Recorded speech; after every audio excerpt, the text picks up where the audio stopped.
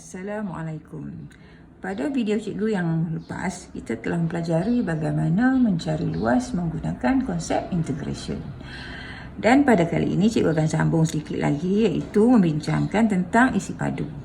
Juga menggunakan konsep integration. Okay, bila kita sebut tentang isi padu ataupun volume, bermaksud ada bongkah yang terbentuk. Maksudnya macam ni ya.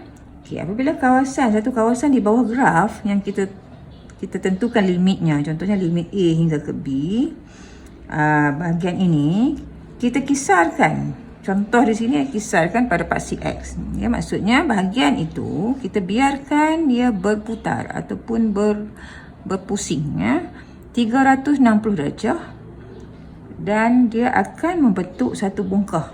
Okay? Bongkah itu adalah bongkah bayangan sajalah ya.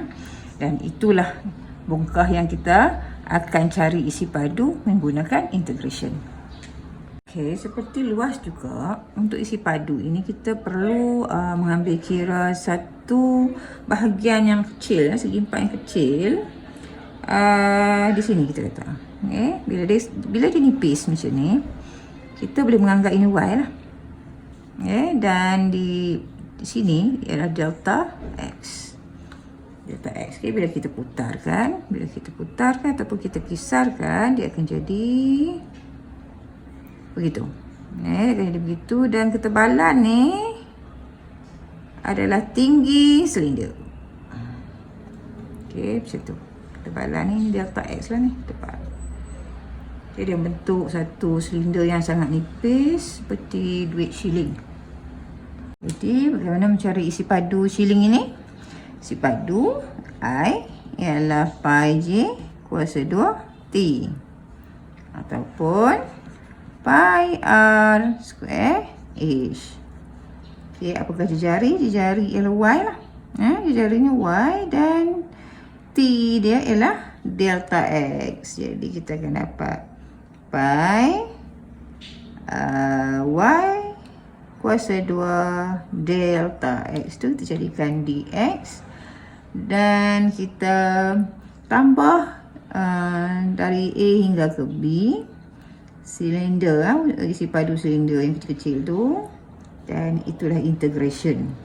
Okey, untuk graf begini kita akan menggunakan formula ini, pi x kuasa 2 dy, sebab sekarang jejari ialah x. Okey, dan ketebalan silinder nipis tadi ialah delta Y. Okay, kita akan menjawab soalan SPM 2006, di mana soalan meminta kita mencari isi padu janaan dalam sebutan pi. Apabila rantau berlorek dikisarkan pada paksi X. Okay, apabila disebut dalam soalan dikisarkan pada paksi X, jadi formula yang perlu kita gunakan ialah dx lah. I sama dengan pi y kuasa 2 dx. Okey, sekarang kita akan menentukan limit.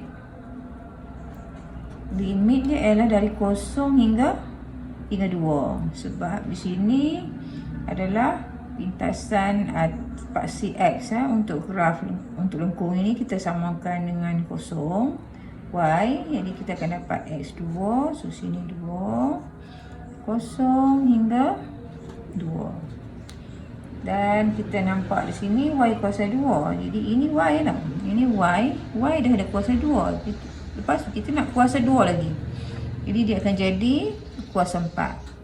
Y, ini Y, okay, Y kuasa 2, tapi bila kuasa 2 jadi 2 / 2, 4 di sini. Ini adalah fungsi untuk Y kuasa 2. Kita perlu integrate fungsi ini. Fungsi ini tidak boleh kita expand atau kembangkan, jadi kita terus pakai cara yang tak boleh kembang lah, iaitu kita akan salin perkalinya satu, tak perlu, kita akan salin pula dia punya fungsi. X tolak 2 kita tambah 1, dan kita akan bawa power tu ke bawah, dan langkah tambahannya ialah dy dx, fungsi itu 1. Okey, kita dah siap integrate fungsi ini. Jadi kita letakkan limit 0 hingga 2. Apa yang kita dapat ialah pi, dan di dalam ini kita akan gantikan limit 2 dan kita akan tolak, kemudian kita gantikan 0. Okey, bila kita ganti 2, kita akan dapat 2 tolak 2 kosong ya. Kemudian kita tolak, kita gantikan pula 0. 0 tolak 2, negatif 2 kuasa 5 ialah negatif 32. Ya, kuasa 5 negatif lah. Ini 5. Jadi kita akan dapat isi padu kawasan blok red ini apabila dikisarkan pada paksi X ialah ini positif 32/5 pi. Okey, biarkan jawapan dalam sebutan pi. Pergi pula kepada soalan tahun 2009, SPM 2009, di mana untuk soalan ini kita perlu mencari isi padu yang dikisarkan apabila rantang yang dibatasi oleh lengkung dengan paksi Y. Okey, dikisarkan 360 darjah pada paksi Y. Okey, di kawasannya ialah kawasan inilah. Lengkung dan paksi Y. Dalam sebutan pi, okey. Jadi kita akan mulakan dengan formula dy.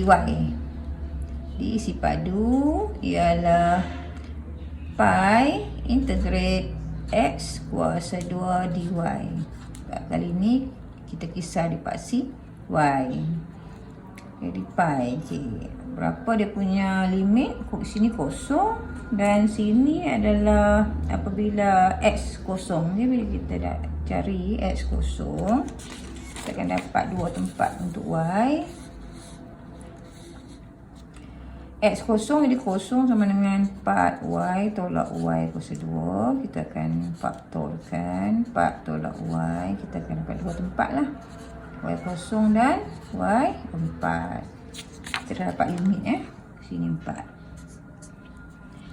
Jadi kosong hingga 4. Okay, di sini X kuasa 2. Okay, kita perlu adjust sikit ni. Dia punya persamaan ni. Sini X ini adalah X dalam sebutan Y. Kita nak di sini X kuasa 2. Maksudnya kita kena kuasa 2. X tu kita kena kuasa 2. Okey, ini X kuasa 2. Itu fungsinya. Kemudian untuk fungsi yang begini, kita tidak boleh guna kaedah yang fungsi tidak boleh dikembang itu sebab untuk kaedah itu syaratnya fungsi di dalam ini mesti linear. Okay, ini kita tak boleh guna cara itu, kita terpaksa juga kembangkan dulu. Okay, expand 4y kuasa 2, 16y kuasa 2, dan 4y darab y kuasa 2, kita tolak dulu. 4y darab y kuasa 2, 4y kuasa 3, 4y kuasa 3 kita double jadi 8y kuasa 3. Di belakang mesti tambah. Lepas tu y 2 dengan 2y kuasa 4. Okey. Ini dy bukan dx. Okey, kalau dy di sini semua dalam sebutan y baru kita boleh integrate. Jadi kita dah nak integrate sekarang. 16y kuasa 3 per 3, 8y kuasa 4 per 4, kita masukkan, kita akan dapat 2y kuasa 4. Yang ini kita akan dapat y kuasa 5 per 5. Okey, dari 0 hingga 4. Seterusnya kita akan masukkan limit. Dan kita ada 2 limit. Jadi mula kita akan masukkan limit 4. Okey, 4 kuasa 3 64. 64 darab 16 1024 per 3. Ini 4 kuasa 4 darab 2, kita akan dapat 512.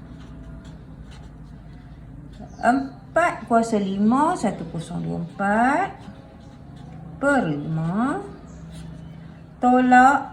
Okey, ni kita ganti kosong, kita akan dapat kosong. Tu. Okey, bila kita selesaikan yang dalam bracket ini, kita akan dapat teruslah jawapan 34.13 pi ataupun dalam pecahan pun boleh 512/15 pi.